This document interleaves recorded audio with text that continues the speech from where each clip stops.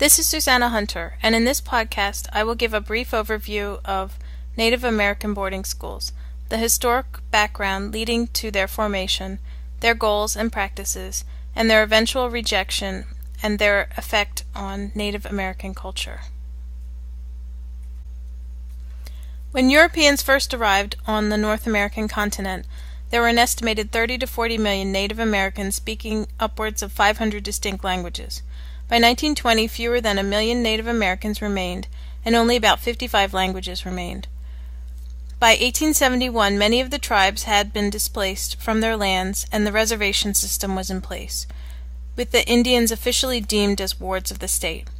Not content with forcing the people off their lands, devastating them with new diseases and outright genocide, the United States government began a program of assimilation in 1887, forcing Native American children to learn English and non-native trades, so that, in the words of one official government representative, their barbarous dialects should be blotted out and the English language substituted. The loaded characterization of Native Americans as savages is found in many official government statements throughout the 19th century, including one by President Andrew Jackson that, quote, "What man would prefer a country covered with forests and ranged by a few thousand savages to our prosperous republic studded with cities, towns, and prosperous farms?" End quote. At the root of the dispossession of Native Americans from the land by Europeans was the idea that this was justified because Indians were inferior. All of their traditions, their spirituality, their tribal organization, and reliance on wild game were considered uncivilized, and thus the replacement on the land by superior culture was considered not only just but a moral imperative. The racist debasement of Native Americans and their culture was at the heart of the arguments on which the Christian Europeans justified their genocidal acts. Yet once natives had been pushed aside, there remained the question of their place in the newly formed nation-state. Even as slaves were given citizenship by the 14th Amendment, the Native Americans were excluded. By 1871, many of the native tribes had been displaced from their lands, and the reservation system was in place, with the Indians officially deemed wards of the state, incapable of governing themselves, lest the ruse that they were barbaric and uncivilized be undone. By this time, the concept of forced assimilation into Western culture began to take hold, with one commissioner of Indian Affairs posing the choice between, quote, extermination or civilization. Government oversight of Indian affairs quickly deteriorated into a corrupt network of patronage positions. A groundbreaking and widely read work by Helen Hunt Jackson, 1881, exposed a century of deceit and mistreatment of Native Americans. From this exposure, a reform movement arose among largely Protestant philanthropists, centered on the ideal that Native Americans should be brought into the fold of civilized society. Government policy was formed around the concept that schooling young Native Americans could transform the uncivilized tribes with a generation. As one commissioner put it, schooling would take these, quote, typical little savages arrayed in blankets, leggings, and geese stockings, their faces hideously painted, and that day will come when the Indian, a refined, cultured, educated being, will assume the title of an American citizen, end quote. Policymakers considered on-reservation schooling fundamentally flawed, because the children were consistently exposed to, quote, savage traditions and culture on the reservation once out of the classroom, end quote. The concept of off-reservation boarding schools began with Richard Henry Pratt, a former cavalry captain who had overseen Native American prisoners and who had sought to westernize his prisoners through education and exposure to Western culture. Building on his experiences with the prisoners, Pratt formed the first off-reservation Indian boarding school in Carlisle, Pennsylvania in 1879. By 1900, 7,000 students were attending such schools. Adams describes 4 aims of the U.S. government program of educating Native Americans. The first goal was to teach young Native Americans basic academic subjects, and prime among these was reading, writing, and speaking English. A fundamental difference between civilized colonizers, the indigenous people of the continent, was that Native Americans had no written language. All history and knowledge was passed down through spoken word. Reading and writing were considered fundamental to civilization and to giving Native Americans equal footing in commerce with whites in adulthood. The second aim of the boarding school was to change the central aspect of Native American culture that focused on community rather than the individual. The community-centric culture was considered by Protestant reformers to be barbaric, and that individuals benefit to the community most through self-interested accumulation of wealth.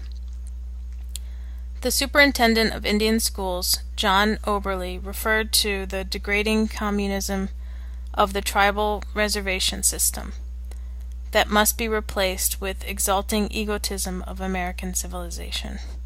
Christianizing Native Americans was yet another goal of the school program.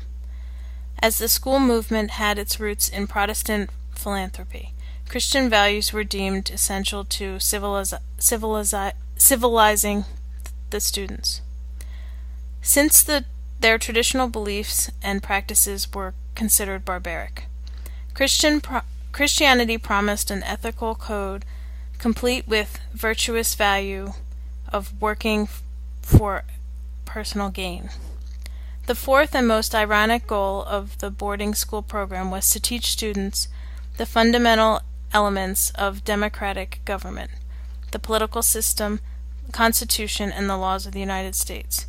Naturally, this was essentially an exercise in propaganda, since the Constitution treated Native Americans, who could neither vote nor be represented in Congress, differently than their teachers, and somehow their overthrow of their lands and their way of life had to be pitched as justified by the benefits of civilization over barbarism. One of the first and most offensive things that happened to Native American boys upon arrival at the boarding schools was to have their long hair cut short.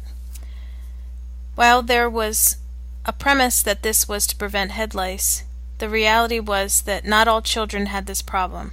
In actuality, long hair represented savagism to the reformers, and reforming it was a part of being civilized.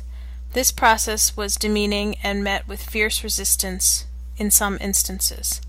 Likewise, new arrivals were quickly outfitted with uniforms in place of their individualized traditional clothing. Lastly, there was a process of renaming the children with Western and Western-sounding names. In some cases, the closest sounding Western name to the original native name was given. In others, a Western translation was used if short, and in others, a wholly new name was given. By 1928, it became apparent that the government's treatment of Native Americans, and in particular the boarding school system, had failed to achieve the hoped-for goals. A privately commissioned study by Lewis Merriam found that many practices in the schools likely violated child labor laws, that the curriculum was substandard, the schools were overcrowded, and provided poor nutrition and health services. As a result, the Merriam Report, single language emphasis was dropped, and preservation of native culture was emphasized. The military bent of the schools was ended, as did many of the outdated vocational programs. Most importantly, spending on Native American schools doubled in the 5 years following the report. The program of forced English education and removal of Native American children from their culture today seems abhorrent. The 1887 remark by the Federal Commissioner of Indian Affairs about blotting out native languages is even more startling given the country's recent emergence from a brutal civil war, ostensibly over the issue of equal rights for all peoples in this country. The premise that assimilating native peoples was a part and parcel of dehumanizing propaganda that accompanied the genocidal eradication of a culture in colonial conquest of new lands. The bright lights in this unfortunate episode in American history are that the forced assimilation ended, and in some cases the boarding schools were replaced with native-speaking reservation-based schools, and that friendships developed in the schools between students from different tribes fostered a pan-Indian identity that encouraged Native people to work together for political and cultural self-determination.